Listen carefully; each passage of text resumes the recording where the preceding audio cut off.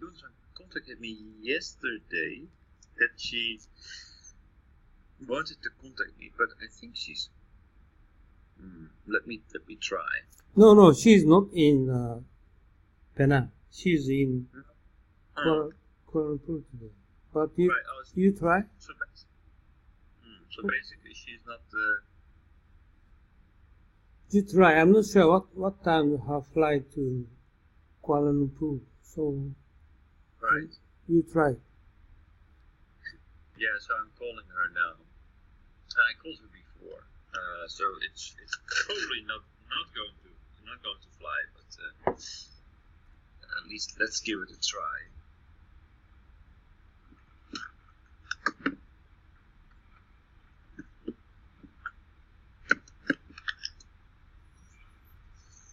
I don't think she's picking up.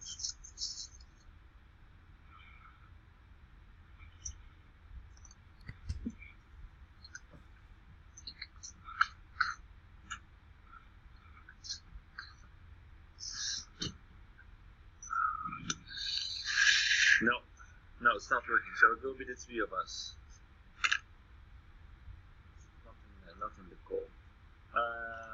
All right. So let's get started.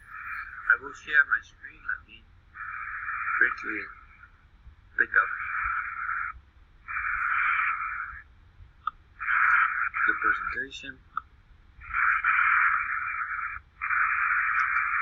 Which of you have noise? Okay, stop. No. Okay, stop. Okay. I hope it's not me. I can make it softer. Is this better? Yeah. The point is I cannot use my microphone because you're using the video of my machine. So I cannot use the microphone.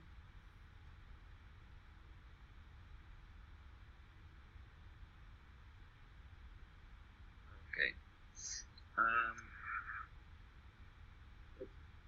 Shall I try?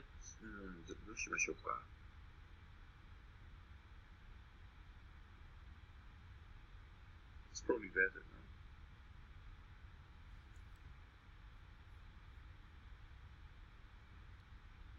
now. Okay. Let me share my screen.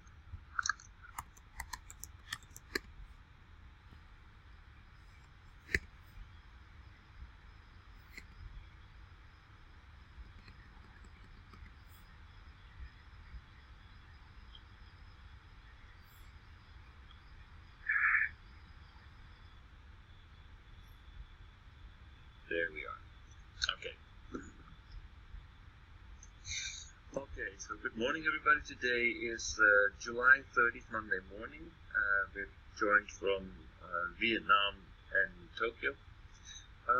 Today we'll review last Saturday's session, which was about Western philosophy. And philosophy is also known as the love of wisdom. And we in the session before that, the week before that, we looked at Pythagoras.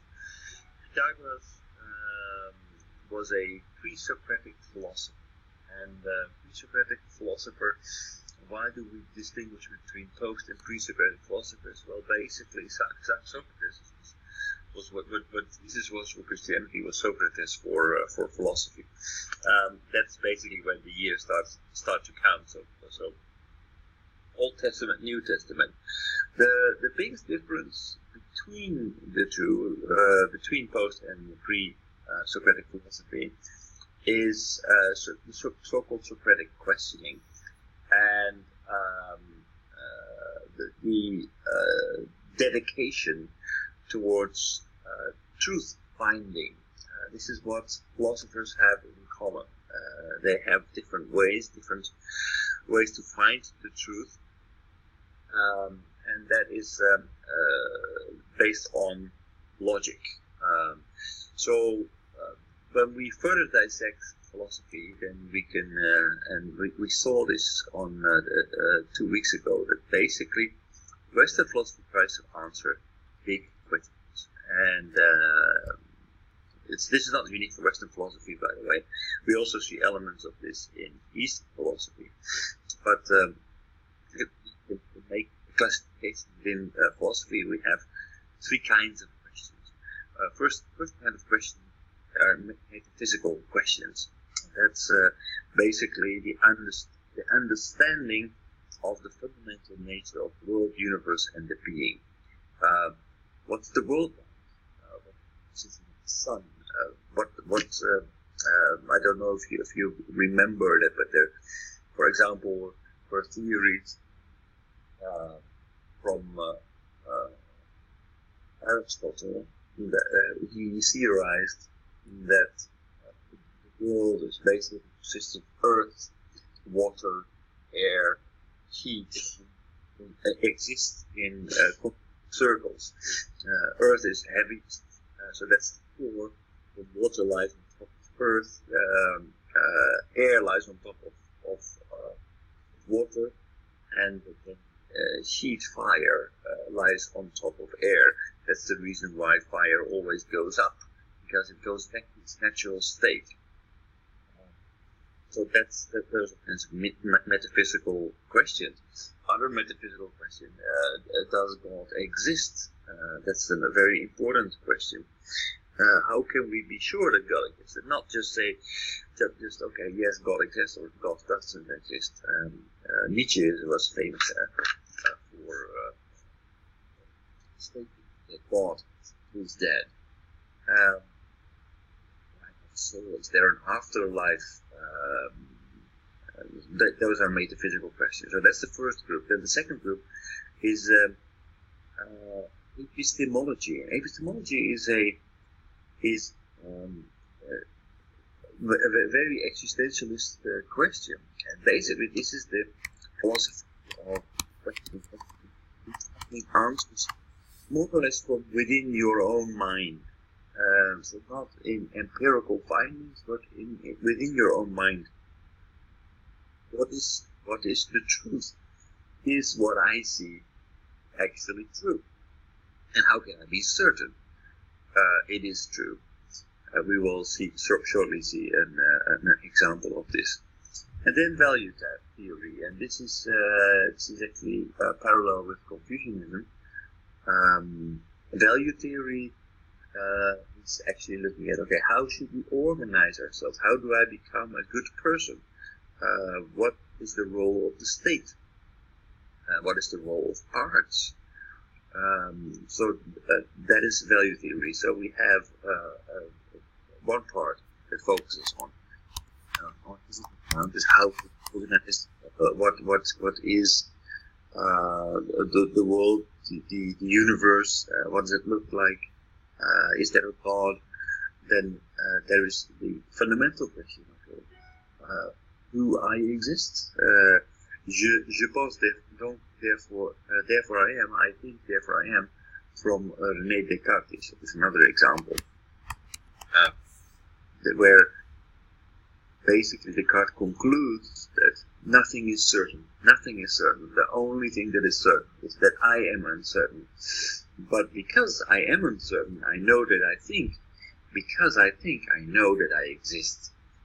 That's the thinking, a purely epistemological way of reasoning.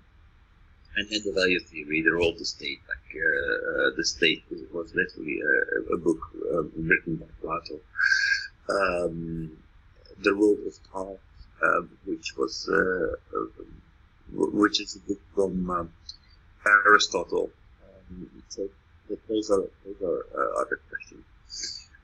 What they have in common is that finding the answers to the questions, asking questions that are difficult to answer, that's something very typical for philosophy. Finding difficult to answer questions is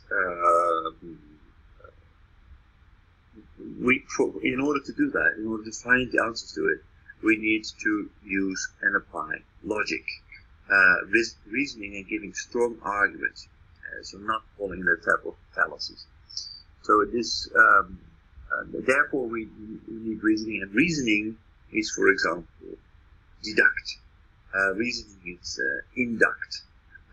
Form of reasoning. Another form of reasoning is adduction. So we will look at that today.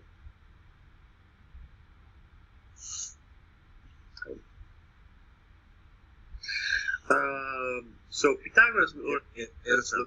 Yes. Are these three questions in?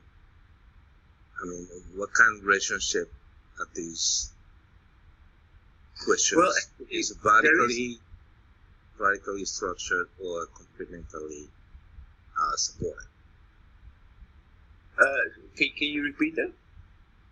Can it be back to the previous page? Yes. So the metaphysical. So metaphysical is most basic part of these questions, and on top of that, we can. I think actually epistemology is the most fundamental. Okay, so if we want to very.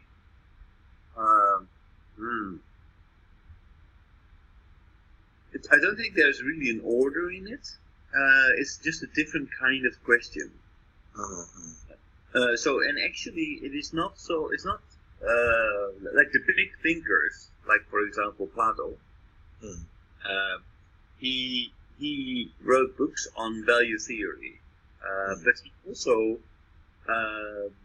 wrote a book on with an epistemological question. Basically, is what we are seeing real? I think you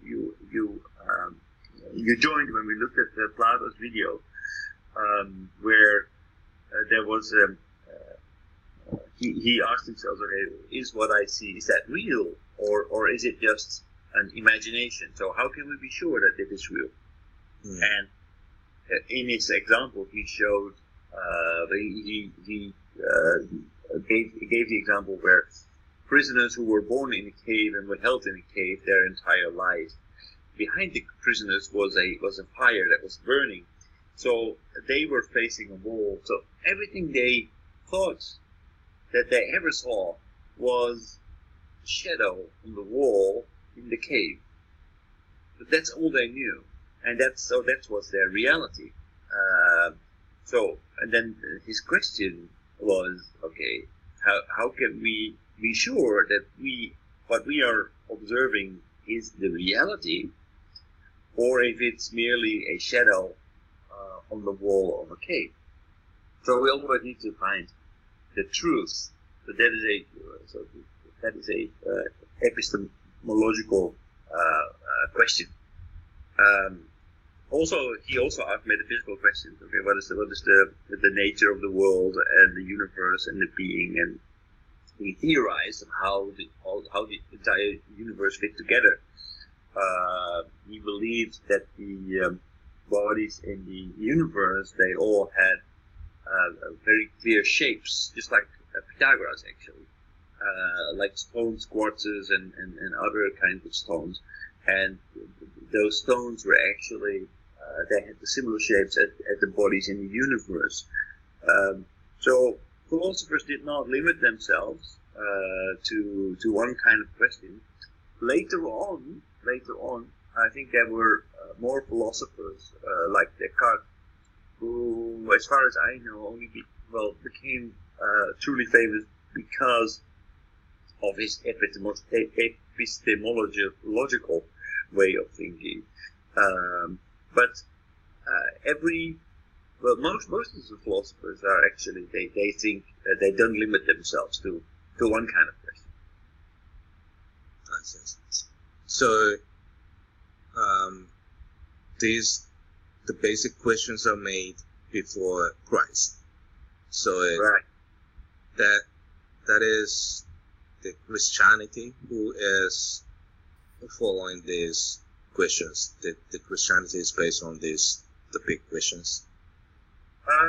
Well, actually, so there, actually, if we have to put Christianity in this model, we can say that Christianity is a kind of a philosophy. I would say Christianity is very similar to Confucianism in a way that it is a value theory, and it's about ethics and morality and how we should live and how we should follow the word of God and the will of God and listen to the words of Jesus in order to come closer to God. It is a path. It's not really a question that is being answered. It's more a road map that we are given as humans that we should follow in order to get closer to God and therefore get a position, get our place in the afterlife in heaven. It is not based on logic. It is not based on trying to give answers to everything. It is more a moral compass for people to follow.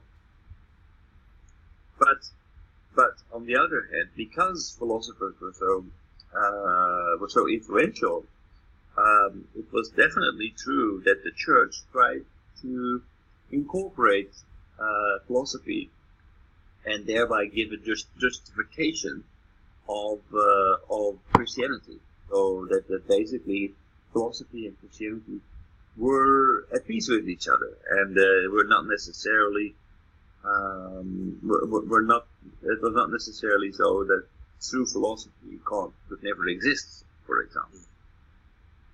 So that's what the church was concerned about. So because if these smarty pants philosophers can prove God doesn't exist, then we're out of business. So it's like unconsciously the people include the concept of these fast questions. Yes. It's not a strict school. It is more that these guys were thinking these questions, and basically they set the definitions for what later on people distinguished as being a purely epistemological question, for example, or a way of thinking. I see. Sorry, I believe my computer is a bit urusai today.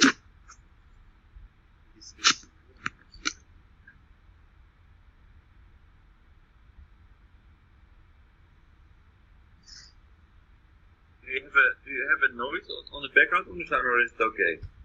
Okay. Okay. All right. So, in conclusion, there's not really an order in these things, but it's more of a framework to keep in mind when you are thinking about philosophy. What kind of philosopher is this, or is it a philosopher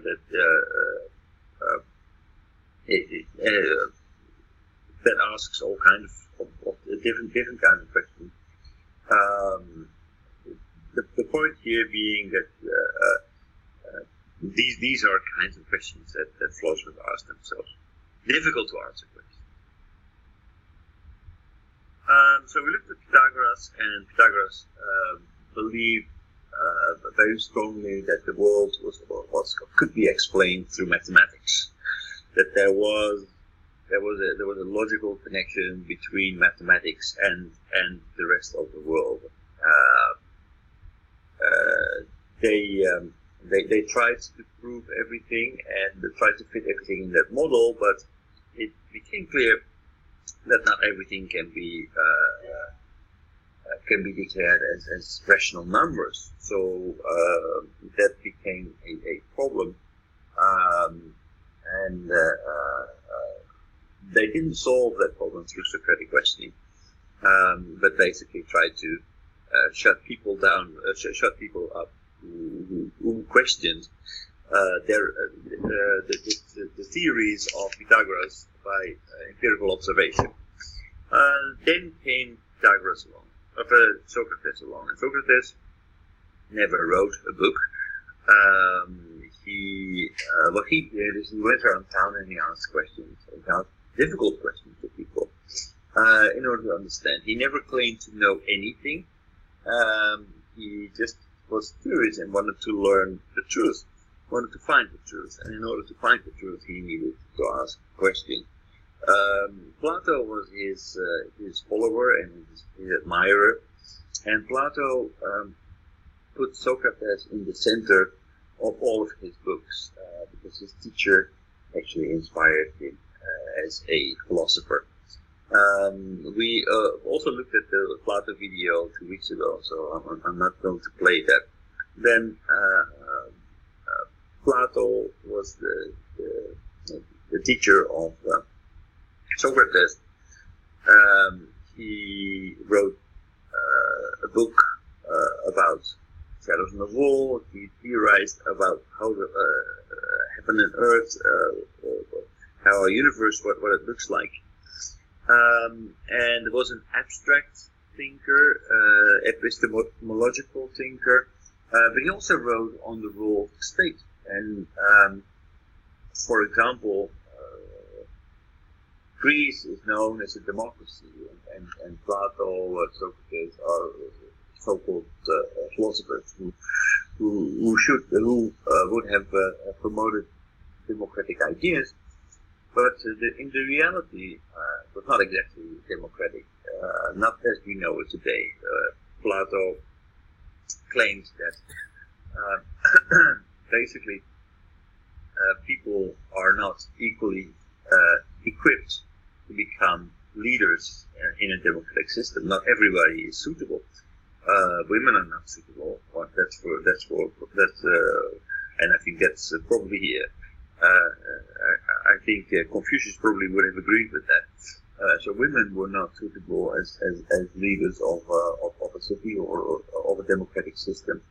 But also most men were not, because he believed that men were irrational. They were emotional. They did not use their brain. They didn't use reason to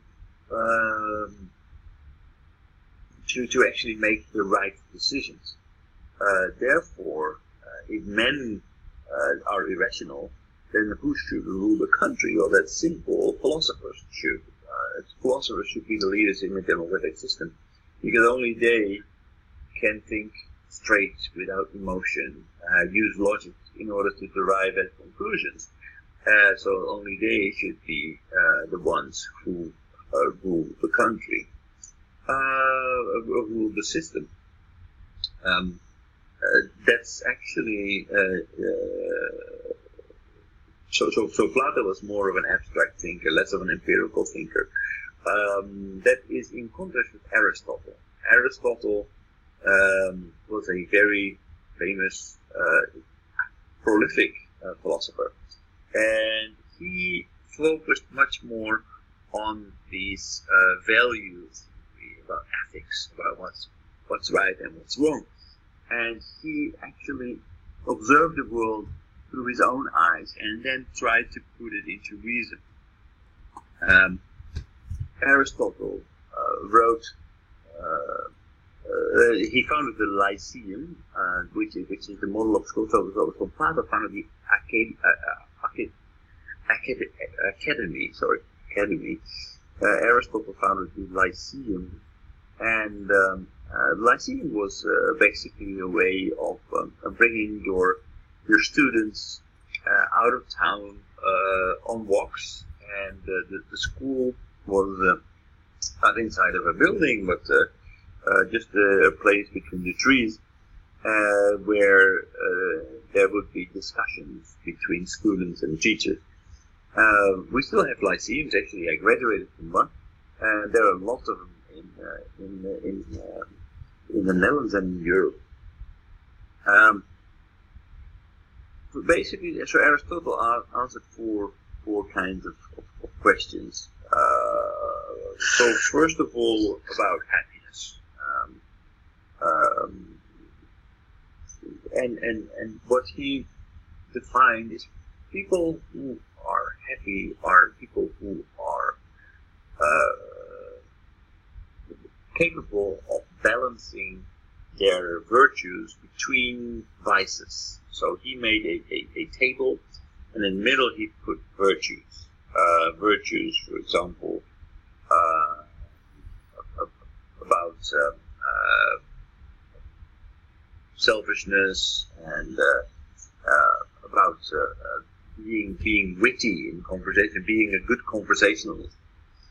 And he said that every virtue balances between vices. So in the case of wittiness, there is on the one hand there is a vice, which is boorishness. Boorishness is not being humorless, being uninteresting, unintellectual. That is a vice. On the other hand, there is the buffoon, who is inconsiderate and always tries to make a joke at the expense of others. So in order to be a good conversationalist, you need to be witty and considerate. So there were all kinds of all these virtues that he identified, and basically it was up to humans to walk the path between those vices. Then what is the role of arts? And by the way, actually, an important conclusion of him was that these vices were something natural. People who were displaying undesired behavior should not be punished because basically they were not educated enough to find the right way between those vices, and therefore people should be re-educated, not be punished. So it's a very liberal approach he favored towards, for example, criminal behavior. What's the role of arts? For example, the theater. Theater played a very important role in Athens. It was the art form at the time, and he actually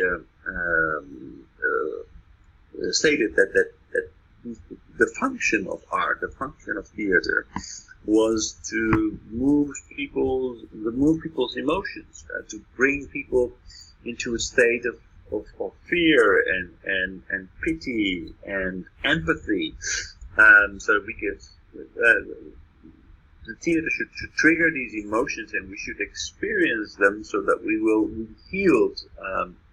Because in daily life, people do not always allow themselves to get these emotions, and they are so much part of us that we should be healed, and therefore the theater played a very important role to keep people's sanity.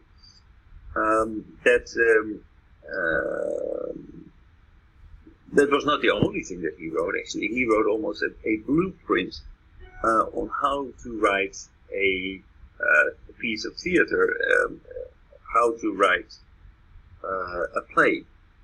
And so today, still, that theory exists and is widely used. For example, Twist in Fate, the main character, everything goes well, then something bad happens, and then the theater goes into, okay, what happens next? So this art of writing theater was one of Aristotle's works. Then on the role of friends, he says, okay, there are three types of friends. There is the friend you have fun with. So that's opportunity driven. If you want to have fun, you call your friend and you enjoy yourselves. But other than that, there is more or less distance. Then there is the friendship that is of strategic nature.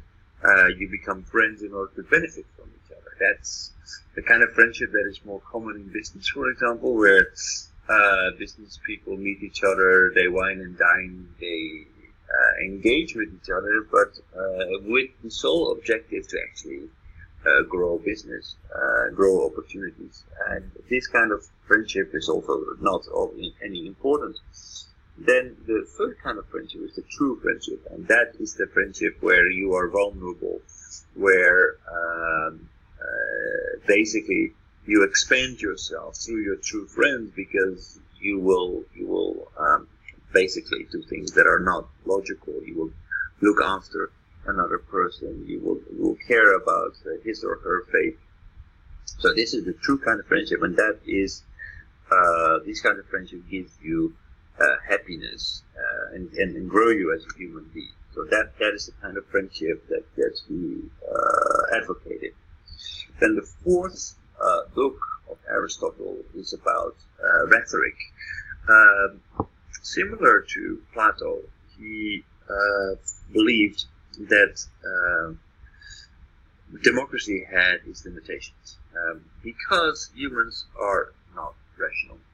But different from Plato, instead of turning away from this irrational behavior, he embraced it, and he wrote a book on rhetoric. Well, rhetoric is the art of argumentation, and this is something that we still use today. That's at the cornerstone of Western culture, of debate, argumentation, presentation skills. It focuses on how to grab attention, what drives people to look at people's fears and emotions, and tap into these in order to attract attention. The role of simple things like body language and vocal variety in order to grasp people's emotions, and then of course, the art of the debate. So how to follow logical argumentation to reach a conclusion and thereby refuting the other side's point. But not simply only focusing on the rational part, but also on the emotional part.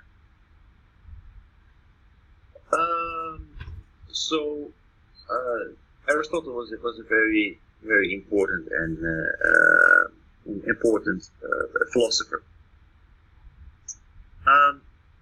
We looked at how they compared, and I think you want to leave a little bit early, right? Yeah, he leave 8:50. He told me. Right? 8:50. Okay. Right? Okay. I think we can leave the philosopher. Oh, sorry, Takai-san.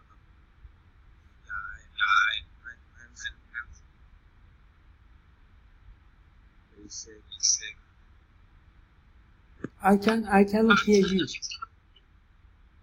Takashi, I cannot hear you.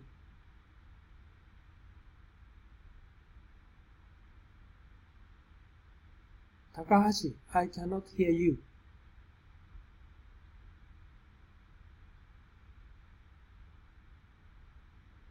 I think he confirmed that he needs to leave earlier. Yes, you need to be a little bit early. Hello. Hello. Yes. Yes. The question is, that the basic consideration on how the person, the people is, basically the people is not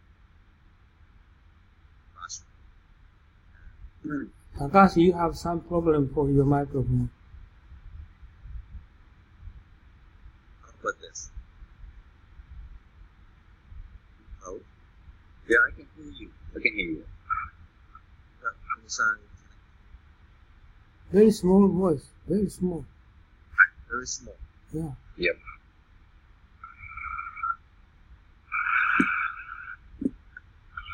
So, Takashi, you said people are not rational, right? People is not rational, then some few person can be rational, and right. We're supposed to be divided. But those who carry out vice behavior shouldn't be punished. They need to be educated. So that's the theory of Plato. So basically, Plato feels that people who are not rational are lesser people. They are so he doesn't really believe in the equality of men. He really believes in the superiority of the philosopher. Because that only person who can have rational thought and therefore should be automatically become the leader of in the democracy. These are similar to the teachings of Confucius. And how the Confucianism is given lesson for about the way out, how to educate the Right. Apart. Right. as we mentioned, when our mind have Right. calm down, we have to for our mind by studying this.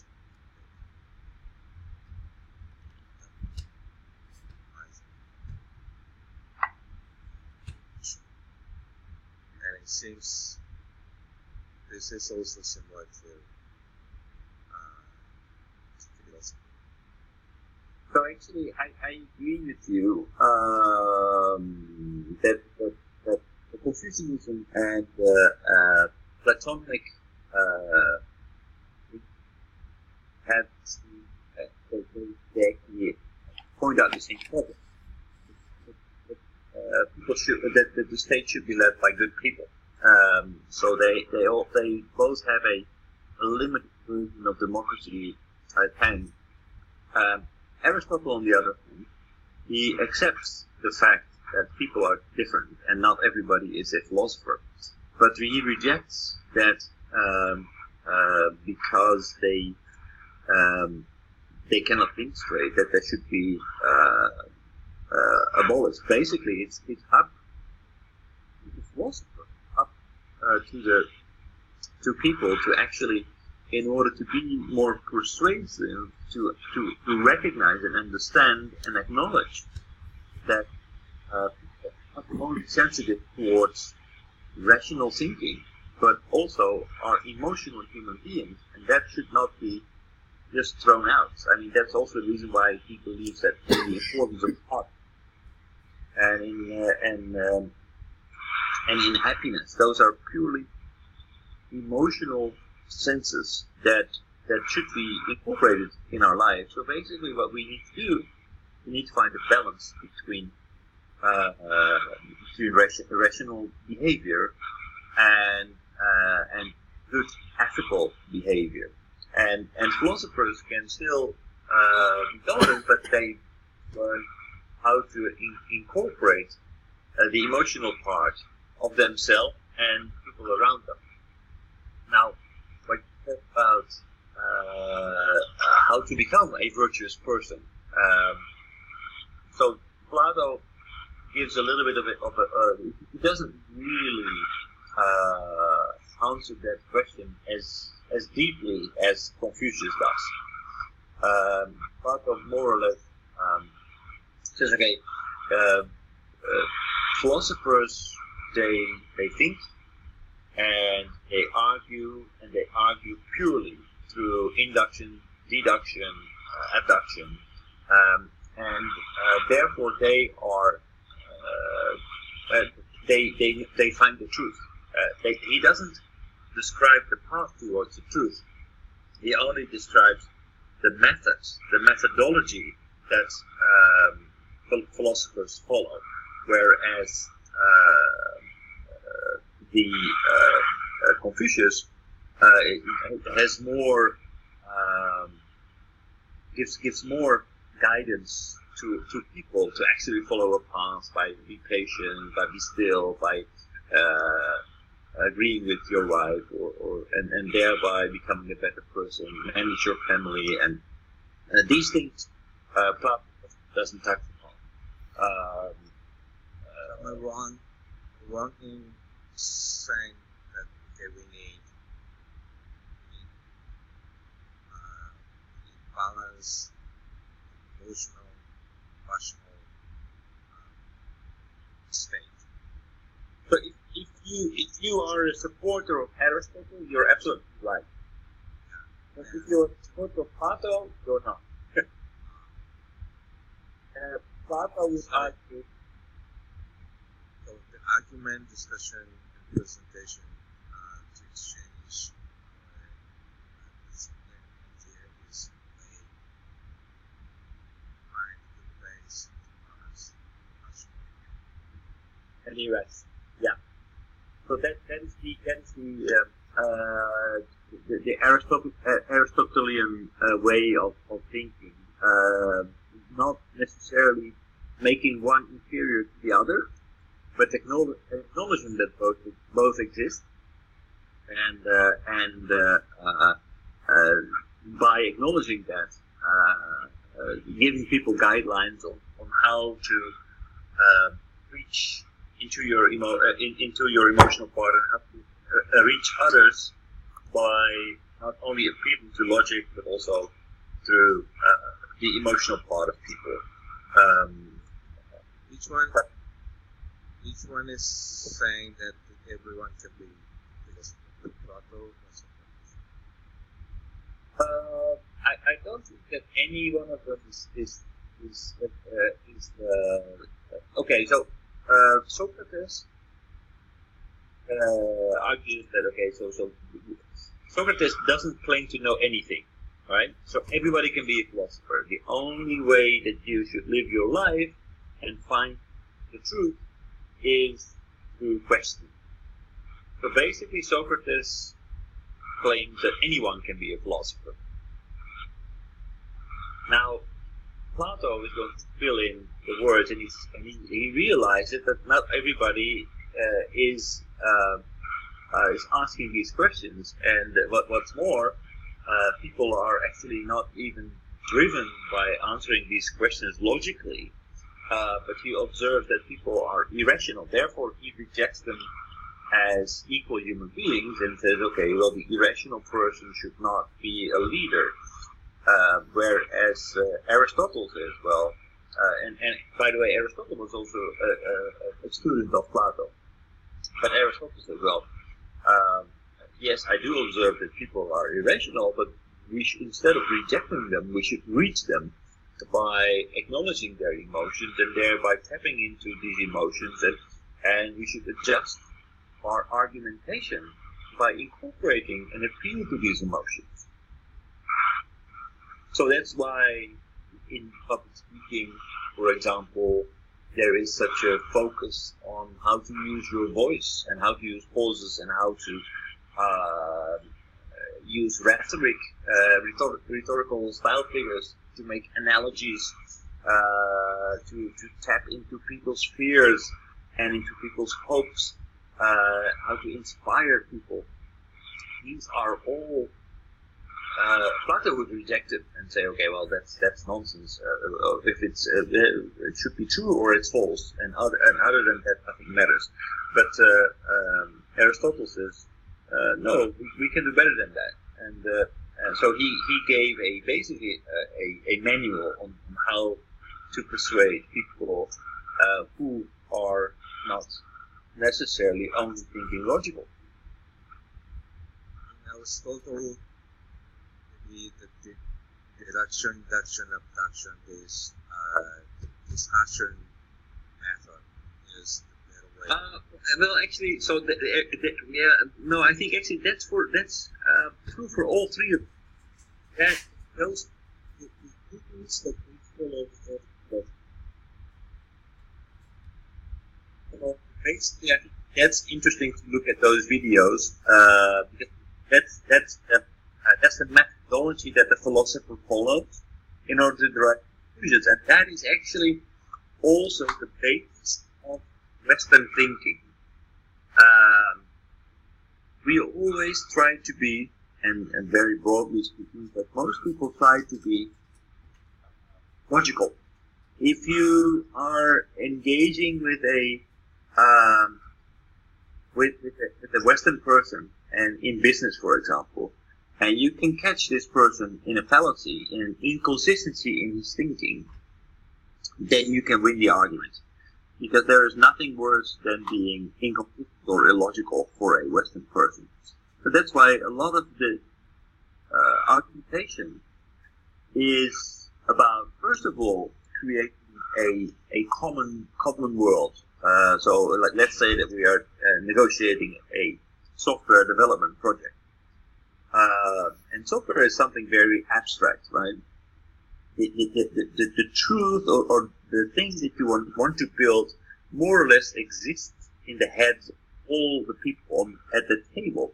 But what it will look like exactly and what it will do, that is a world that you need to create through discussion. So you need to visualize that, become very concrete. Now, once you create that abstraction, that abstract concept of the software, then you need to start your argumentation. That means you need to, based on your abstract ideas, you're going to use deduction, induction, and construction in order to refine and bring people from A to B. Now, we call these things like, for example, about this abstract idea of software, we call these premises.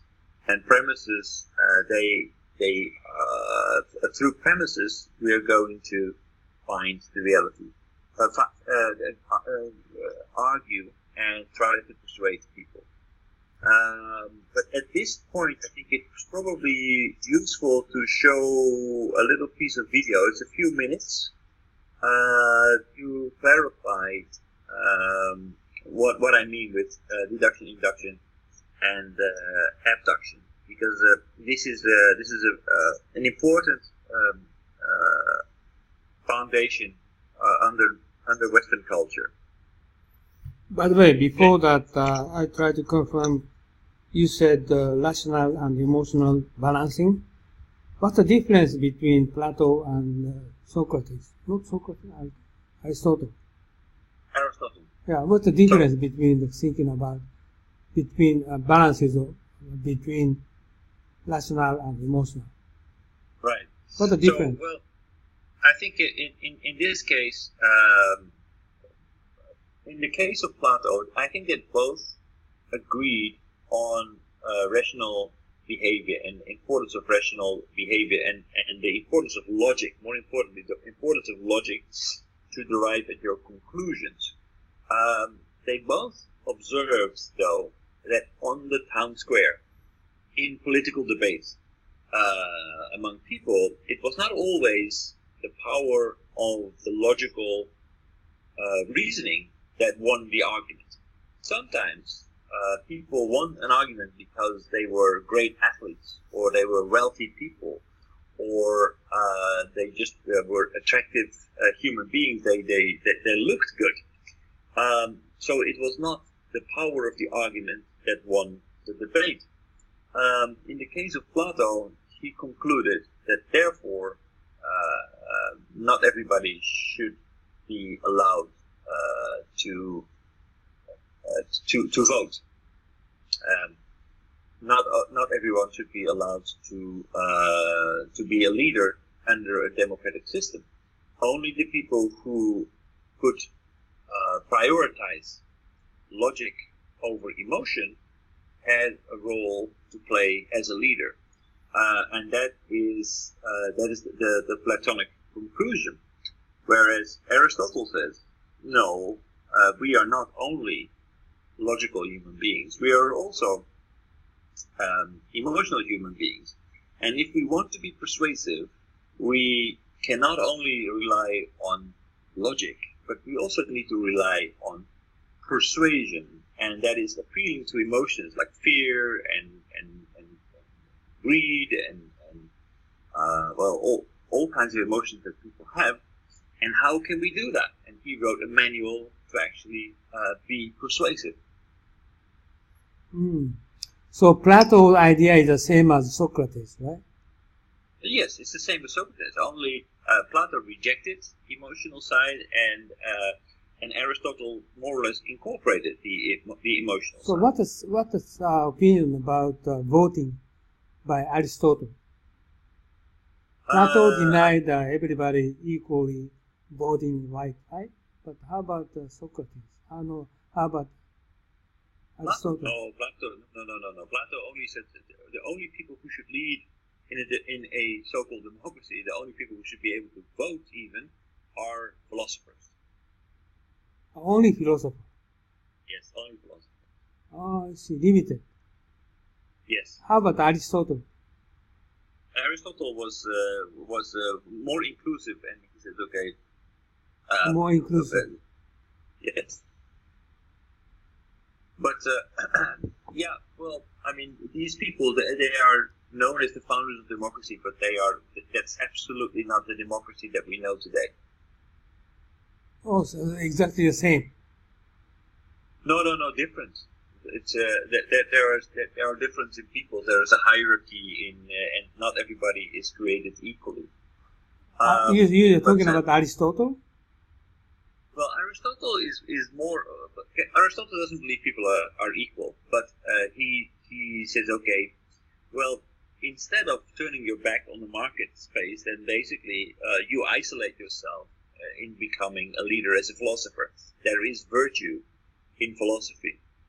So I think he probably agreed with Plato that that democracy should be led by philosophers. But in order to do so, they should not isolate themselves from the regular people, but they should actually become skilled in the art of rhetoric to actually persuade people not only on logical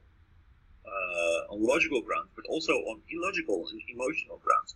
So he acknowledged the fact that it was necessary to actually include the regular people, the inferior people, and he gave a manual on how to do that. It means Aristotle said we need education for common people?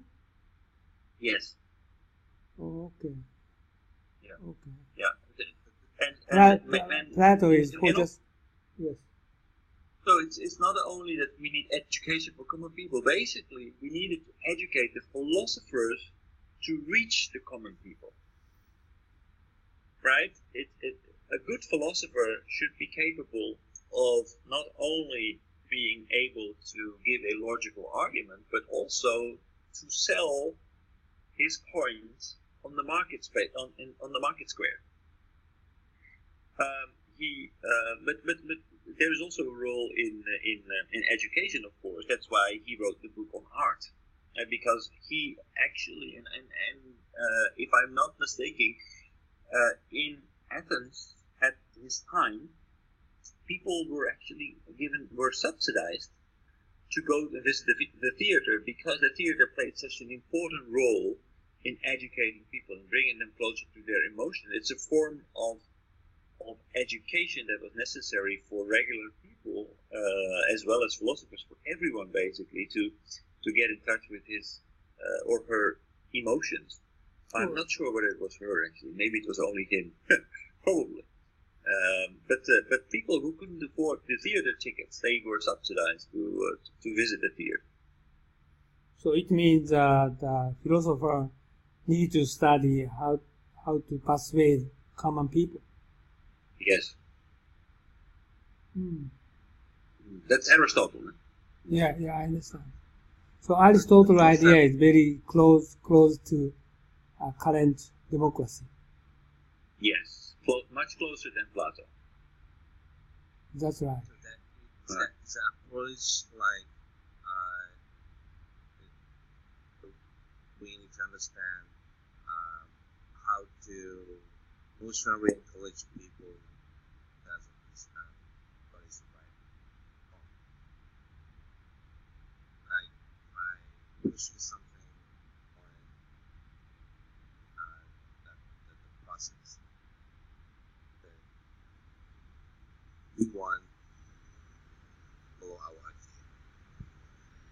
Pushing on as summation,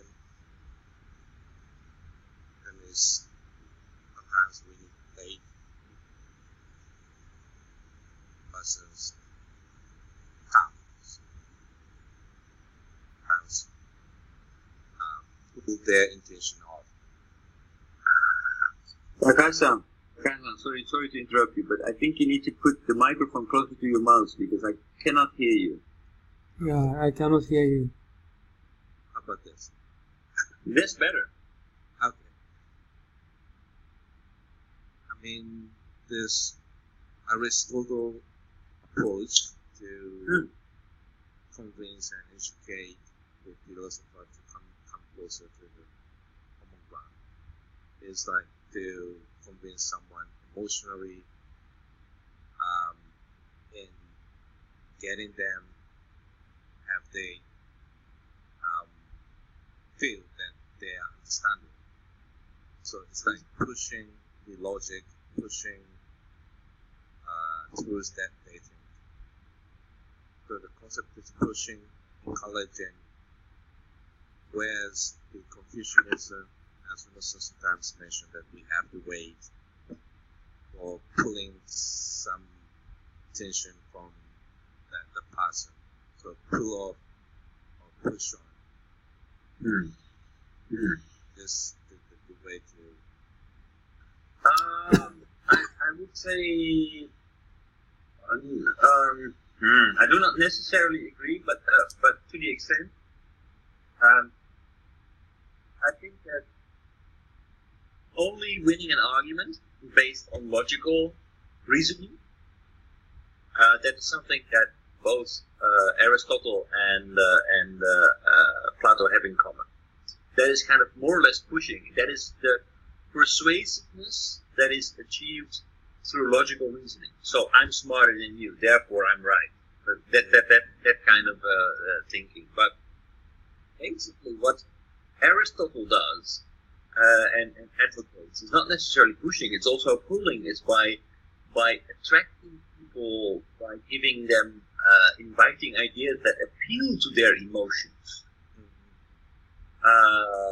That appeal so it is not necessarily pushing, it's pulling, pushing. It is getting very close and identifying who is this other person, who is my audience, what are they afraid of. And like in Athens, for example, in order to win an argument, it would probably be a very good idea to integrate the fear of Sparta into your argumentation, because that was something that the Athenians had in common. So they had a common enemy, which was Sparta, which is not based on any kind of logic, but it's an emotional feeling that those people had at the time. So incorporating that kind of emotion into your argumentation, you could say it's pushing. I would say it's more or less getting at the same side of the table and putting your argument into this emotional framework in order to make it more acceptable to people, to grab their attention, and to say, okay, there's something in this for me. I think that's this emotional part is also acknowledging the fact that every person is actually more or less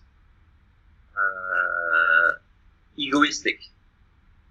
They have their own feelings, their own ideas, their own desires, and based on that, they always are. Everything starts. All of their interactions with the rest of the world starts with what's in it for me, and what's in it for me is not only logic, because logical reasoning could lead to a very undesirable outcome. That was the art of logic thinking, basically finding the truth. Now, the truth is not always nice. Aristotle recognizes this, so people have other drivers in their within their emotional framework. Therefore, we should actually come to understand these drivers in order to be persuasive, because people will always think, what's in it for me first? So what he is going to solve this kind of fear of Sparta? So basically, now it may be that he will. So let's say that you are arguing as a politician that we need to raise taxes, right? Now, raising taxes is never a nice thing to do, but as a rhetorical politician, you would argue, maybe logically speaking, logically speaking, that there is a budget deficit and it needs to be covered. Otherwise, we can no longer supply public facilities to the inhabitants of Athens. All right, that is a completely logical point that you could prove through the rules of accountancy.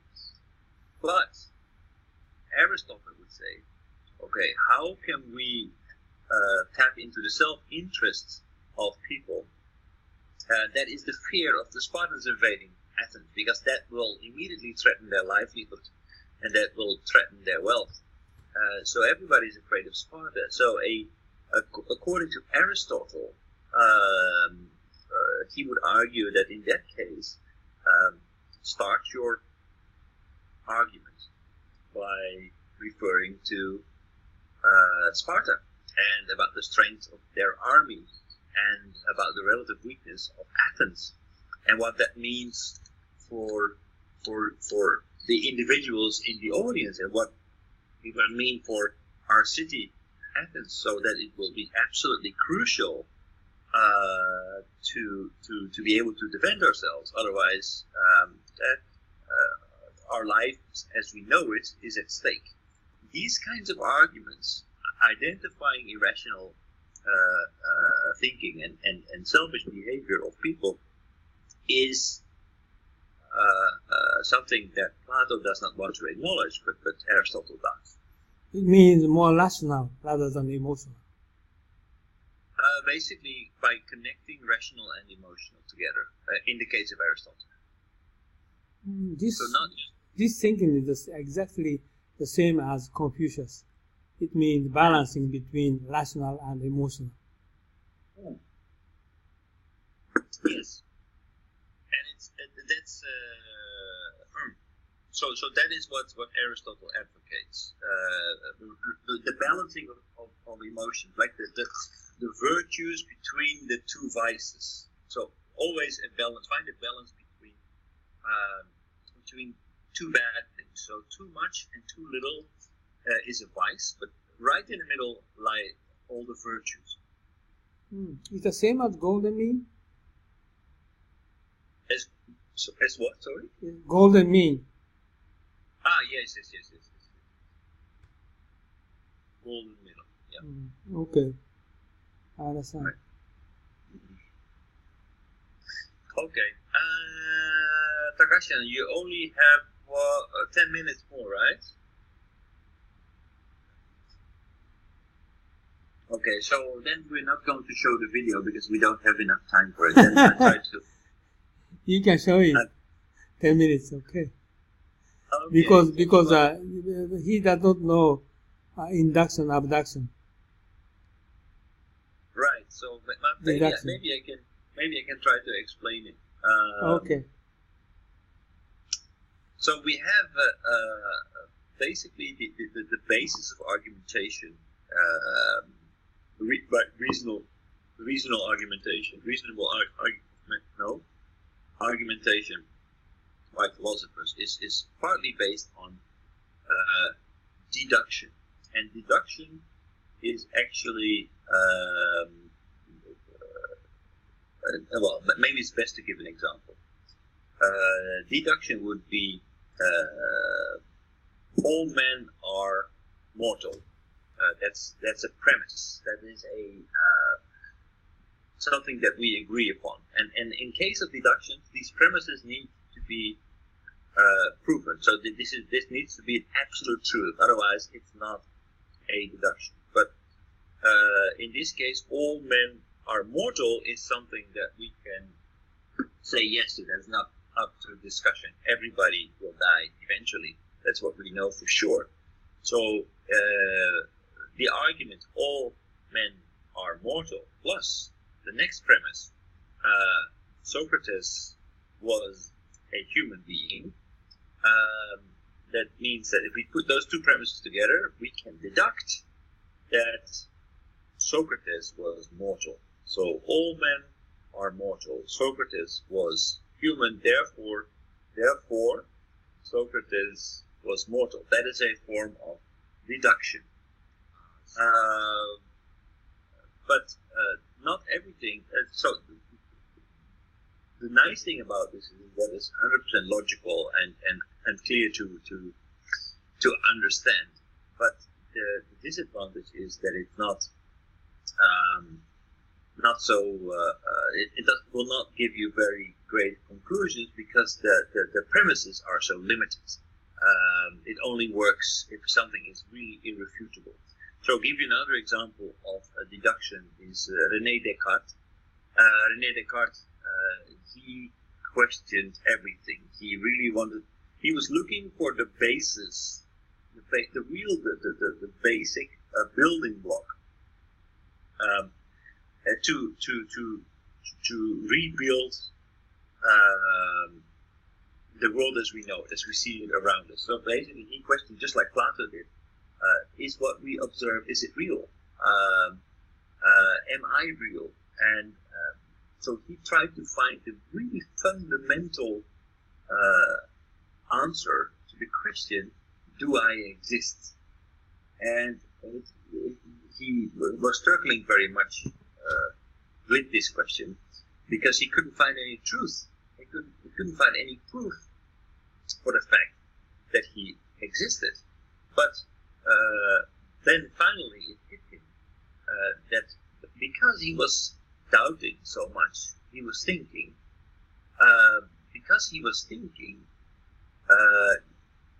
He knew that he existed because there were thoughts in his mind, and therefore the thoughts had to be within him. Therefore, he knew that he existed. That is deduction. Now, since he knew that he existed, he also started to derive, then we know that God exists, and he started to rebuild the world. But he needed this fundamental idea, this touching stone, this premise that he existed in order to build the world. So that is deduction, very abstract. Now, induction is more based on experience. Now, let's take another example from the video. For example, number one, I have a headache.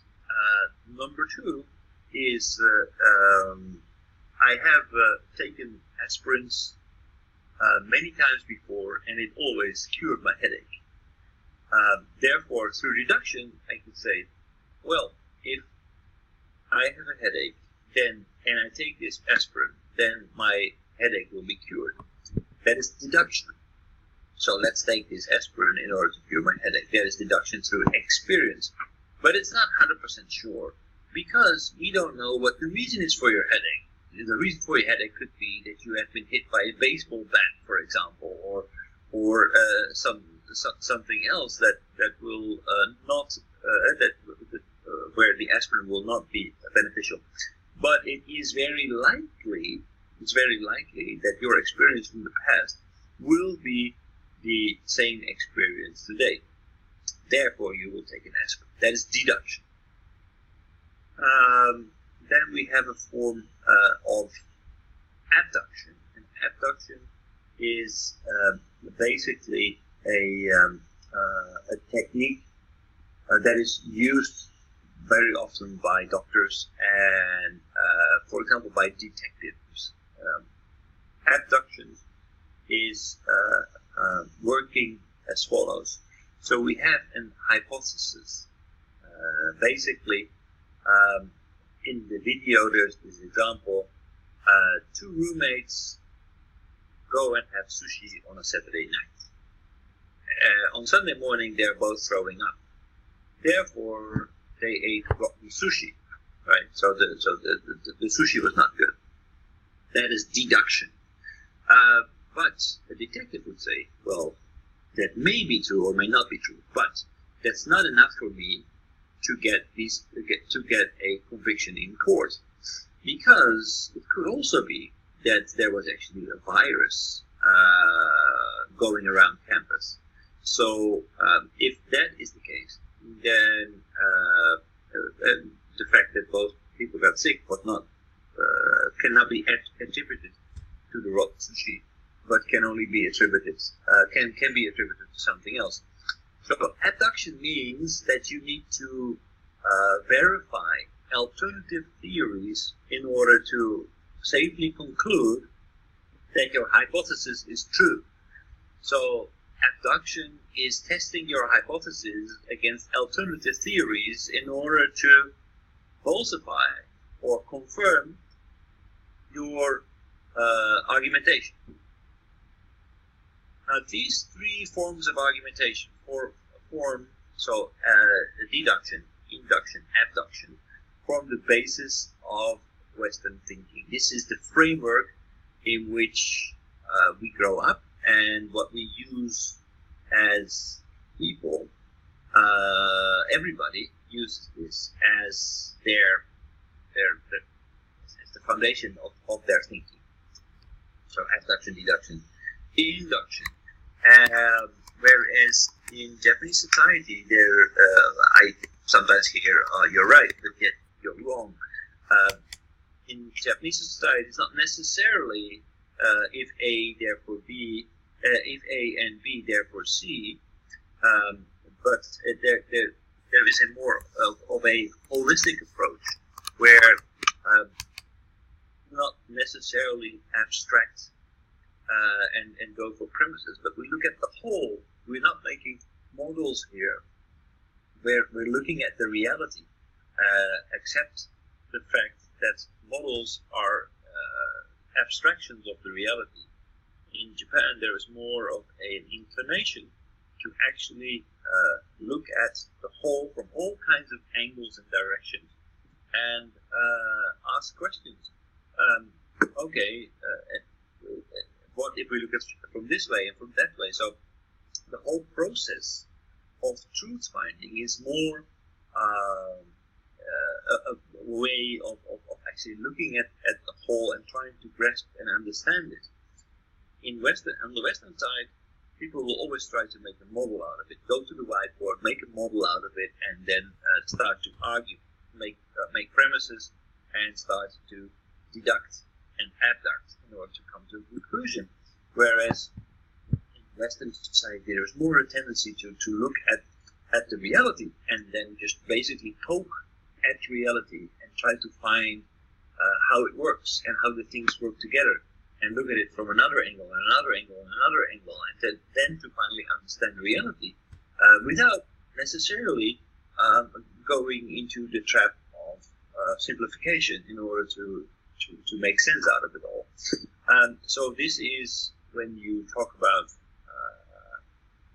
communicating between Japanese people from Japanese society and from Western society.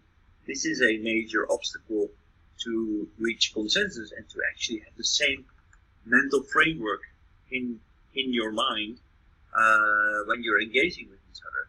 That's why it's probably harder for Japanese business people to reach a conclusion, to build up trust with Western business people, simply because their view of the reality and their approach into getting closer to the truth is different. How different? Does that make How different? I don't understand. So the reality for in Western society, the reality is usually found through abstraction. So basically, we try to make a model out of the reality, right? So our software, for example, the software, we try to make a model out of it. Usually it can be written on a whiteboard. We write a few blocks and a few lines between them and some arrows, and that is what the software looks like. Of course, that's not really the software what it really is, because the software in itself has much more elements. They have a hardware layer, the software layer, they have all kinds of codes, and they have more intrinsic things. But we try, in Western world, we try to prioritize between the main building blocks and the details. And then we try to argue, okay, if we do this, that, and based on that model. Whereas on the Japanese side, there will be more inclination to really look at the software in all its details, from hardware, the software layer, all the individual building blocks, the user interface, everything, and they will not necessarily in a from abstraction from abstract to concrete, but basically more or less go around the entire piece of software and look at it from all kinds of different angles, ask questions, sometimes repeating questions, but in a different context. That is very uncomfortable for Westerners, because we cannot and do not want to put our head into a software piece that we don't really understand yet. We're looking at the model, so we're working with the model and trying to prioritize and get the model becomes the central point of discussion. Whereas in West, the Japanese people have a tendency to not look at the abstraction, but look at the entire software and hardware in full details. I see. European people get into detail. No, not the other way around. European people, they abstract. They do not want to get into details. They want to find the main. They want to agree on what the model looks like. So they want to make an abstraction of the reality by making it simpler and simpler and simpler and simpler in order to understand, in order to make decisions. Japanese side doesn't want to make it simpler. They look at it into full details, and they look at it in the context. So from every kind of angle, in order to understand what you're going to do in full detail. So this approach, working from a very abstract idea towards more concrete implementation, versus immediately looking at the entire picture from all kinds of angles and direction, is a different mindset. Is a different approach that makes it difficult for Japanese people and Western people to get on the same page. Could you explain more again about abduction? You explained abduction, right? Right. I don't clearly understand. What is abduction? European people thinking way approach, right? So abduction is actually is a form of testing your hypothesis. Testing hypothesis, okay? Yes. So basically, trying to refute your hypothesis. So even though it is most likely that through deduction, it's most likely that aspirin will cure our headache. We also need to establish that for example, that we did not get hit on the head with a baseball bat, because aspirin will not help us then. So we need to find whether or not a baseball bat was involved, to give a bizarre example. So abduction tries to rule out alternative possibilities. Alternative possibility. What we are talking about Japanese, American, or European differences for software evaluation. You are talking relating abduction? Not well. Basically, yes. So that point I don't understand what this means. So okay, Japanese are going to get into detail too much, but overseas people not so much, right? Just right. Yeah, but what's relating to abduction? So basically, we are trying to find we're trying to make a model of the reality. So to simplify the reality, that's the first step that we do. Then we use deduction, induction, and abduction to come to conclusions. So that is so we create a model and then use these methods of reasoning in order to reach conclusions and to be persuasive for the other side. That's the general approach to coming to a conclusion. Whereas in Japanese culture, there is more a tendency to try to grasp the entire and to map out the entire software, and then try to look at it from all kinds of different levels and angles. So, from a network perspective, from a software perspective, from a user experience perspective, and then going around and around and around, and then from the user perspective versus the network and back and forth. There is this basically this circling and this process of getting better understanding by just looking at it in full detail. Western people don't want to do that. They go through abstraction and use induction and abduction to come to conclusions. But abduction seems to me this is Japanese approach.